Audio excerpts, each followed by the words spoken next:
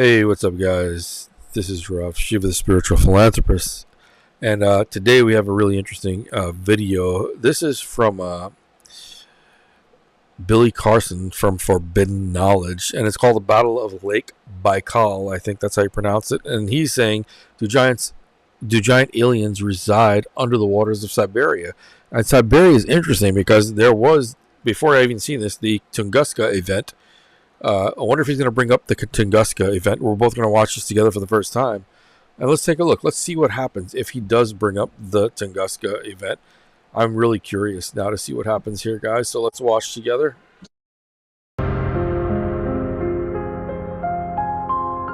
That's a cool intro. He's got it all together, bro. I'm telling you.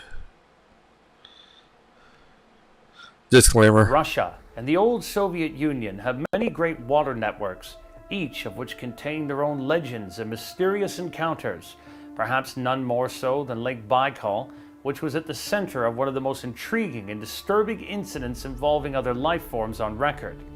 An encounter which unfolded during the early 1980s was said to have left several Russian military divers dead. It remains of interest to researchers almost half a century later. Do 10-foot aliens reside under the icy waters of Lake Baikal? Interesting. Said to be the oldest and deepest lake in the world. I just want to throw in that if you watched my videos previously, in Las Vegas, there was a crash landing of, I guess, something from space, maybe a UFO. We don't know for sure yet.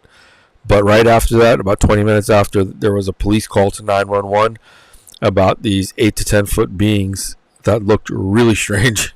And the cops came there and they kind of like were in disbelief as well. They didn't get to see the aliens, but they did see something fall from the sky that same night, 20 minutes earlier. With depths of around 5,000 feet in places, Lake Baikal is, on the surface, a place of beauty and serenity. Close to the border of Mongolia and southeastern Siberia, these ancient waters contain plant and animal life not seen anywhere else on the planet. It is also, however, a location with a long history of strange goings-ons, including many UFO sightings being reported over and near the water. This has led many UFO researchers to ponder whether a subaquatic alien base might exist deep under the icy waters of Lake Baikal. Atlantis? In the summer of 1982, during routine military training, Soviet Navy divers witnessed one of these bizarre objects for themselves and reported it to their superiors. According to leaked documents by Vladimir Azaza, a former Soviet Navy officer, Navy commanders tracked and monitored several strange vehicles navigating the waters of the lake over the course of several days. However, it was during a diving exercise when arguably one of the most dramatic encounters unfolded. At a depth of around 150 feet, divers witnessed several bizarre humanoid creatures swimming beneath them, each at least 10 feet tall. Not only did these humanoid figures not have any visible breathing equipment, but each wore only a thin, skin-tight silver suit and spherical helmet, despite the icy conditions of the water. The divers watched the curious entities for several minutes before disappearing into the depths below. After reporting the incident, a decision was made to send a diving unit back beneath the waters of the lake. Only this time, the orders were to capture one of the 10-foot aquatic humanoids.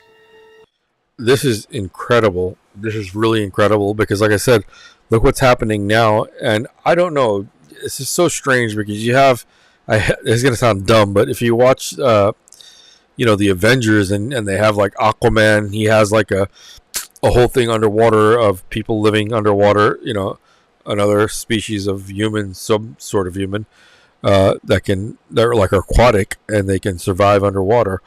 And it's interesting that, I wonder where, fiction meets reality, like it's just like you can't really tell these days that we're like so intertwined, it's kind of strange, but let's see. It just made me think of that right away.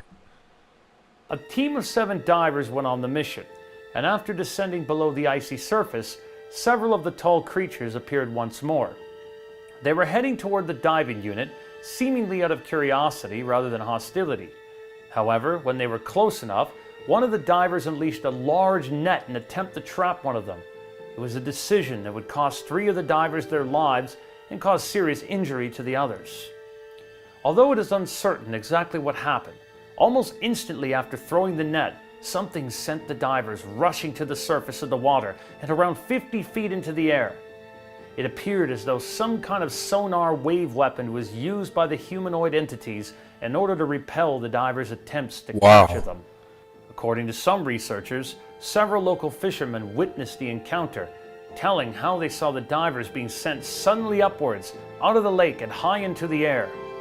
It is said that 4 of the men were so badly injured due to having been forced to the surface so quickly that they required immediate treatment in a decompression. Yeah, because your lungs can't take that kind of pressure. Chamber. However, only one such chamber in the region was in working order, and it only accommodated 2 people. The superior of the mission, however, ordered that the 4 men should be put in the chamber together. Whether as a result of this decision or not, 3 of the men died a short time later. Interestingly, several weeks previously in May, a military search team was operating in the woodland regions of Voronezh after an MiG fighter jet had disappeared the previous evening. As they entered a clearing in the forest, they witnessed a humanoid figure around 10 feet tall and dressed in a tight-fitting silver suit, an almost identical description to humanoids witnessed in Lake Baikal by the diving team. The figure immediately turned and ran into the trees. A moment later, a loud boom and a corresponding flash of light drew the search unit's attention to a glowing object rising high into the sky, disappearing into the distance within seconds. Whether that creature and those witnessed in Lake Baikal are connected is not known, much like what became of the 10-foot-tall humanoid entities that had drawn the attention of the Soviet military in Lake Baikal in the first place. This is fascinating, guys. You know, if you really think about this, look, if you study the ancient Sumerian texts, you know, I know they give a lot of credit to Zechariah Sitchin, but we know there were other people before him that led to him actually doing that, and I can't remember all their names, but it's been something that's been around since the, I believe, the late 1800s. They've been deciphering this thing, and they talk about, you know, the Anunnaki that were about, I guess, maybe that size, maybe even larger, and there were giants that walked the earth at one time, and they're twice the size as man, you know, literally, you know, as average man, especially at that time, was around a little over 5 feet, and then that would be twice the size as the average human, you know, and give or take a few inches here or there. God knows they might have been close to 11 feet tall. You know, nobody had a measuring stick. But this is really, really surreal. At the same time, it's exciting. At the same time, it makes you wonder if there is life out there, or life out there in the universe, which I do believe there has to be, and if there is also life down under the ocean. You know, what's going on? Why aren't we being told about it? I mean, look how far we've come as a society. You know, we're finally able to really destroy the planet with, I'm just kidding, with technology. No, that was just a joke, guys. But, you know, we have technology now. We can do things now. But we probably are primitive compared to these people or these beings, you know, and I'm sure our behavior doesn't really become of us, you know. It doesn't really show who we are, and because the majority of it is destroying the planet. It's like, why destroy your own habitat, you know? But this is really fascinating to me. Their interest in them, though, didn't end there. Wow. So this is forbiddenknowledge.com. This is Billy Carson's channel. You know, I really like Billy Carson a lot, and one of these times we're going to watch one of his, one with him actually speaking. It's actually really cool. Really enjoyed watching this. I hope you guys really like this stuff, because I'll be going further in depth and making connections with a lot of this stuff. The last video that I did, I guess part 2 is still around, but part 1, they banned it worldwide. I don't know why. I have to take a look at it again to see why would they ban my first, you know, the part 1 to the alien presence videos. Why would they ban that worldwide? I don't get it. I'm trying to figure out what I put in it that made them do that. I just can't fathom why they would do this. But anyway, guys, I will see you in the next video. Hang tight.